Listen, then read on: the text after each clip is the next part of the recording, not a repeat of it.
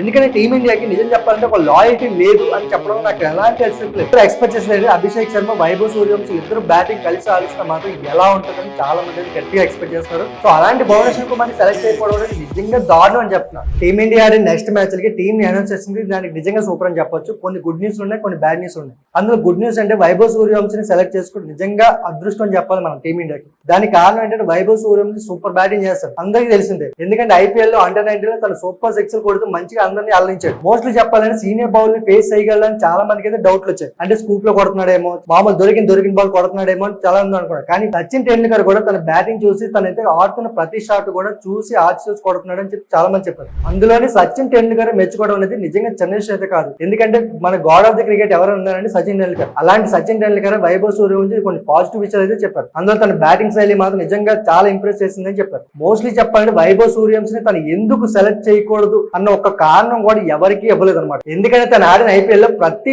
Premium bowler అంటే fast bowler కానీ world మొత్తం ఫిదా అయిన బౌలర్స్ అందరినీ కూడా చాలా ఉతికి పారేశాడు అనమాట. అందులో బుమ్రాని కూడా చాలా గట్టిగా ఉతికాడు. అందులో నిజంగా సూపర్ అనిపిస్తుంది. అలాంటి బ్యాట్స్మెన్ సెలెక్ట్ చేసుకోవడం అనేది నిజంగా సూపర్. ఎందుకంటే టీమిండియాకి మంచి రోజులు వచ్చాయి అని చెప్పడంలో చిన్న హ్యాపీ మూమెంట్ అనిపించింది. ఎందుకంటే అందరూ ఎక్స్పెక్ట్ చేసేది అభిషేక్ శర్మ, వైభవ్ సూర్యవంశీ ఇద్దరు బ్యాటింగ్ కలిసి ఆడిస్తే మాత్రం ఎలా ఉంటుందని చాలా మంది అయితే గట్టిగా ఎక్స్పెక్ట్ చేస్తున్నారు. ఆ ఎక్స్పెక్టేషన్ కి కరెక్ట్ గా రీచ్ అయ్యేలాగా వీళ్ళిద్దరు పార్ట్నర్షిప్ అయితే బిల్డ్ అవుతుంది. ఇంకా నెక్స్ట్ ఏంటి శ్రేయస్ అయ్యర్ టీమిండియాలో ఆడడం నిజంగా సూపర్ అనిపిస్తుంది. కానీ శ్రేయస్ అయ్యర్ వచ్చిన తర్వాత తన డైరెక్ట్ గా కెప్టెన్ పదవిని తీస్తారు. మోస్ట్లీ చెప్పాలంటే తన రిజర్వ్ కెప్టెనా కాదా అని పక్కన పెట్టుకుంటే మాత్రం తన టీమిండియాలోకి రావడం నిజంగా సూపర్ అనిపిస్తుంది. దానికి కారణం ఏంటంటే తన సరైన batsmen, at the same time ఏంటంటే తన మంచి షాట్స్ ఆడతాడు, మంచి స్ట్రైక్ రేంజ్ ముందుకు తీసుకెళ్తాడు. అందులో సూపర్ అనమాట. కానీ కెప్టెన్ గా సూర్యకుమార్ యాదవ్ తప్పించి శ్రేయస్ అయ్యర్ కి ఇవ్వడం మాత్రం నిజంగా నాకు అన్ఫేర్ అనిపించింది. దానికి కారణం ఏంటంటే రోహిత్ శర్మ T20 ఫార్మాట్ కి రిటైర్మెంట్ ఇచ్చిన తర్వాత కెప్టెన్స్ అయితే వేకెన్సీలు ఉండేది. ఆ కెప్టెన్సీ పదవిని సూర్యకుమార్ యాదవ్ కి అయితే ఇచ్చారు. సూర్యకుమార్ యాదవ్ ఇచ్చిన తర్వాత ప్రతి మ్యాచ్ ని కూడా అంటే ప్రతి సిరీస్ ని కూడా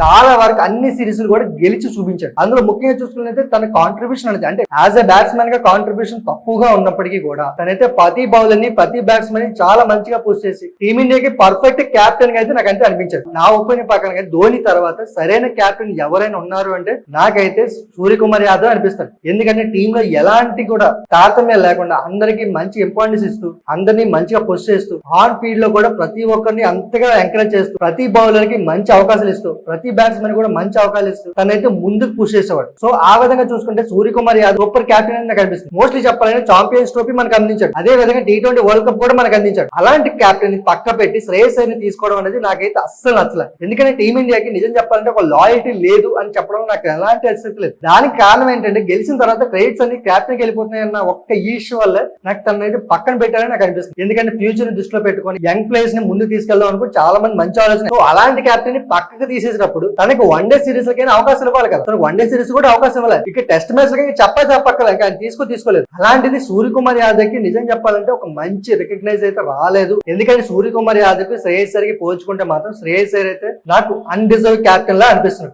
మీకేమనిపిస్తుంది కింద కామెంట్ లో చెప్పండి. నాకు ఐపీఎల్ అనేది ఒక బిజినెస్ ప్రీమియర్ లీగ్ లా అనిపిస్తుంది. కారణం ఏంటంటే ఐపీఎల్ లో రాణించిన వాళ్ళందరికీ కూడా చాలా వరకు అవకాశాలు ఇవ్వాలి అని చాలా గట్టిగా అనుకుంటాం. బట్ మోస్ట్లీ చెప్పాలంటే అందులో కొంతమందికి మాత్రమే అవకాశాలు వస్తాయి. ఫర్ ఎగ్జాంపుల్ ఈ రోజు జరిగిన టెస్ట్ మ్యాచ్ గురించి మాట్లాడుకుందాం. సో మోస్ట్లీ చెప్పాలంటే ఇది టీమిండియానా లేదా గుజరాత్ టైటన్స్? ఎందుకంటే గుజరాత్ లో ఆడే చాలా వరకు అయితే మన టీమిండియాలో ఉన్నారు, అది టెస్ట్ మ్యాచ్ లో ఆడుతున్నారు. సాయి సుదర్శన్ గానీ, సుమన్ గిల్ గానీ, సిరాజ్ గానీ, ప్రసిద్ కృష్ణ, సో వీళ్ళందరూ కూడా జీటీ టీమ్ లో ఉన్న వాళ్ళు మాత్రం పుష్ చేస్తున్నారు. ఐపీఎల్ బ్యాక్ టు బ్యాక్ 2 కప్పులు అయితే ఆర్సీబీ కొట్టింది. అలాంటి ఆర్సీబీ నుంచి ఒక్కరిని కూడా సెలెక్ట్ చేసుకోవడం ఏంటి? నాకు తెలిసినంత వరకు ఐపీఎల్ ని సరిగ్గా వాడుకుంది ఎవరు అంటే ఆస్ట్రేలియా బ్యాట్స్మెన్లు మిగిలిన అని చెప్తా. దానికి కారణం ఏంటంటే ఇక్కడ ఐపీఎల్ మంచిగా రాణించే వాళ్ళని అందరినీ కూడా వాళ్ళు సెలెక్ట్ చేసుకుంటారు. మన టీమ్ ఇండియాతో ఎగ్నిస్ట్ ఆడినప్పుడు వాళ్ళు మాత్రం దింపుతున్నారు, మనకైతే బాగా తీరుస్తున్నారు. సో మోస్ట్లీ చెప్పాలంటే ఇది ఒక బిజినెస్ వైజ్ ఉంది తప్ప ఎక్కడ కూడా మంచిగా అనిపించలేదు. ఇంకా నెక్స్ట్ మాట్లాడుకుంటే భువనేశ్వర్ కుమార్ చాలా మంచిగా బౌలింగ్ వేసి పర్పుల్ క్యాప్ అయితే విన్ అయ్యాడు. మోస్ట్లీ చెప్పాలంటే చాలా డేస్ వరకు పర్పుల్ క్యాప్ లో తను మాత్రమే టాప్ లో ఉన్నాడు. సో అలాంటి భువనేశ్వర్ కుమార్ ని సెలెక్ట్ చేయకపోవడం అనేది నిజంగా దారుణం అని చెప్తున్నారు. సో చాలా మంది అంటుంది అంటే T20 ఫార్మాట్ లకి తన సరైన బౌలర్ కాబట్టి ఇంకా T20 వాళ్ళు సెలెక్ట్ చేస్తారని అన్నారు. ఇక T20 స్పాన్ అనౌన్స్ చేసినప్పుడు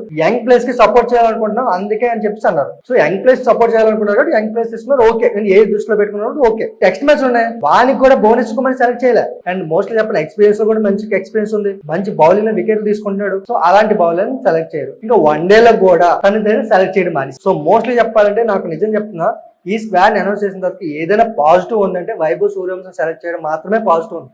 ఇంకా మిగిలింది ఏది కూడా నాకు పాజిటివ్ గా అనిపించలేదు.